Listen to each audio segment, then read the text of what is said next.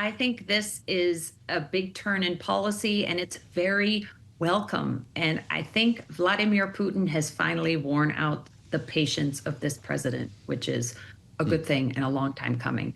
So I hope that now the U.S. backs this welcome statement by President Trump with action. If you look at what the Biden administration did, they gave over $66 billion in military and other assistance to Ukraine.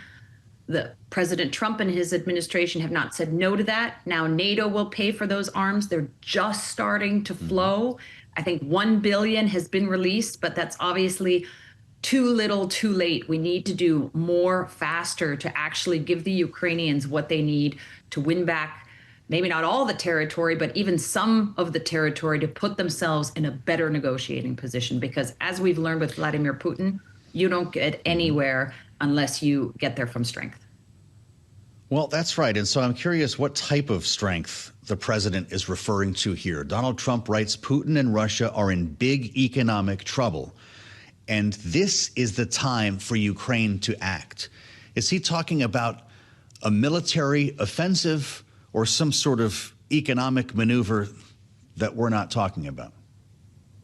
Yeah, I can't speculate on what the president meant, but Russia is in big economic trouble. They have put their entire economy on a war footing, so that's artificially propping up GDP growth. I do think, even though it was a little ham-handed to just punish India, the idea of really trying to do our best to crack down on some of these Russian oil exports, to put on maybe some limited secondary sanctions. It's hard to get those to work perfectly, but the idea of putting more pressure on Putin is very welcome. And I also would say I really welcome the president's remarks about NATO airspace sovereignty. As you know, Putin sent a bunch of drones over into Poland. That was not an error, as you and Nick discussed. I think the Poles reacted right in exactly the right way. Denmark, it's a little less clear. And Putin does this perfectly. He always tests and tests and tests until somebody pushes back hard. So I'm glad we're pushing back. Well, how far should we push back? President says you ought to shoot him down. You get MiG-31s in your airspace, you shoot them down. That's also a pretty good way to start a war, correct? The Russians are pretty good about implying different motives when they're caught in the act. Our fighter pilots for decades have been intercepting Russian Bear bombers and fighter jets in airspace over Alaska, for instance.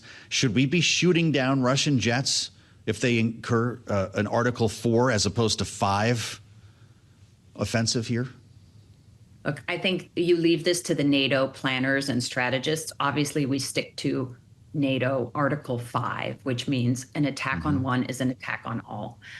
So far, what you've seen from the Russians is incursions via drones, not so much manned jets. So I think the idea that NATO is standing together, I thought the Europeans did really well this summer when you had Mark Rutte from NATO and a bunch of European leaders show up at the Oval Office to say, basically, we stand with you, America, we stand with you, Ukraine. And that's kind of the strong symbolism that Vladimir Putin needs to see. We heard from Volodymyr Zelenskiy today at the UN. It was his chance to speak from the same speaker's rostrum that we saw Donald Trump in yesterday. He spoke to the veracity of institutions, and there's been a big conversation about that this week. Certainly President Trump tried to engage in one yesterday as he chastised the UN for doing little more than writing strongly worded letters. So I want you to hear what President Zelenskyy had to say earlier today, and we'll have you respond. Let's listen.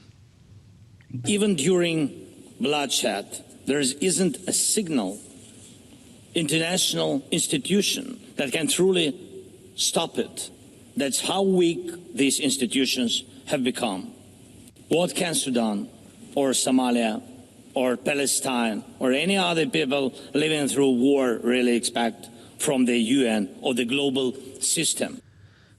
If you're having a hard time hearing that on the radio, he was referring to Sudan, Somalia, or Palestine, any other people, he said, living through war, what they should really expect from the UN and the global system. Do we expect too much from this institution holding its General Assembly this week? Yeah, I think international institutions are only as powerful and effective as its members allow them to be.